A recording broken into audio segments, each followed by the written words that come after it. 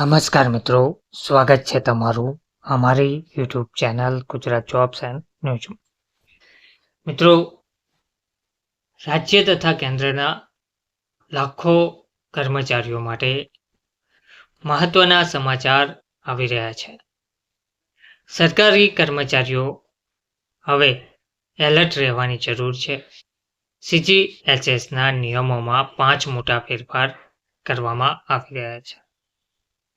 તેમને આ સુવિધાઓ પણ મળવાપાત્ર રહેશે.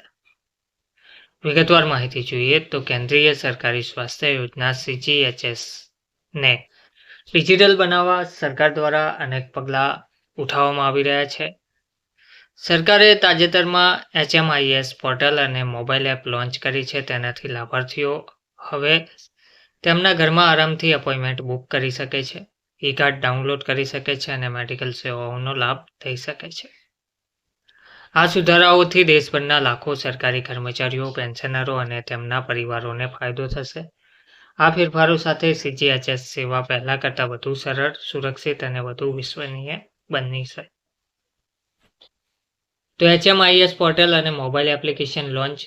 આરોગ્ય મંત્રાલયે તાજેતરમાં જે CGHS માટે એક નવું HMIS health management information system portal અને યુઝર ફ્રેન્ડલી મોબાઈલ એપ્લિકેશન શરૂ કરી છે. હવે લોકો તેમના મોબાઈલ ફોનથી ઈ-કાર્ડ ડાઉનલોડ કરી શકે છે અને એપોઇન્ટમેન્ટ બુક કરી શકે છે. પાન બેઝડ યુનિક આઈડી. દરેક લાભાર્થીને હવે આધારની જેમ પાન સાથે જોડાયેલ એક યુનિક CGHS આઈડી આપવામાં આવશે. આ સાથે બધા રેકોર્ડ એક જ જગ્યાએ રહેશે અને છેતરપિંડીની શક્યતા પણ ઓછી થશે. Digital payment system. હવે જૂનું ભારત કોષ પોર્ટલ બંધ કરી દેવામાં આવ્યું છે.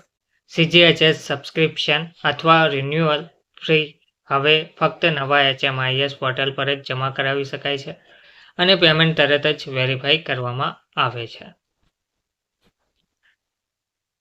આ મશીનોને પણ ઓનલાઈન મંજૂરી આપવામાં આવી છે. અગાઉ ઓક્સિજન કોન્સન્ટ્રેટર, CPAP, BiPAP જેવા જીવનરક્ષક મશીનો મેળવવા માટે ઘણી વખત દસ્તાવેજો સબમિટ કરવા પડતા હતા અને મંજૂરી માટે રાહ જોવી પડતી હતી. હવે આ બધા મશીનો માટે ઓનલાઈન અરજી અને મંજૂરીની સુવિધા શરૂ થઈ ગઈ છે.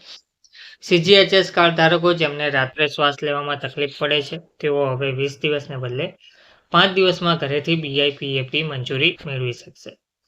ઈમેલ અને મેસેજથી પણ અપડેટ રહેવાનું જણાવવામાં આવ્યું છે. હવે તમને કોઈ પણ અરજી, મંજૂરી અથવા પેમેન્ટ વેરિફિકેશન વિશેની માહિતી ઈમેલ અને મેસેજ દ્વારા મળતી રહેશે. કેન્દ્ર સરકારની આરોગ્ય યોજનાના લાભાર્થીઓએ શું કરવું જોઈએ? તો તેમને આ કાર્ય કરવાનું રહેશે. સૌપ્રથમ નવા પોર્ટલ પર લોગિન કરવાનું રહેશે અને તેને પાન સાથે લિંક કરવાનું રહેશે. મોબાઈલ એપ્લિકેશન ઇન્સ્ટોલ કરવાની રહેશે.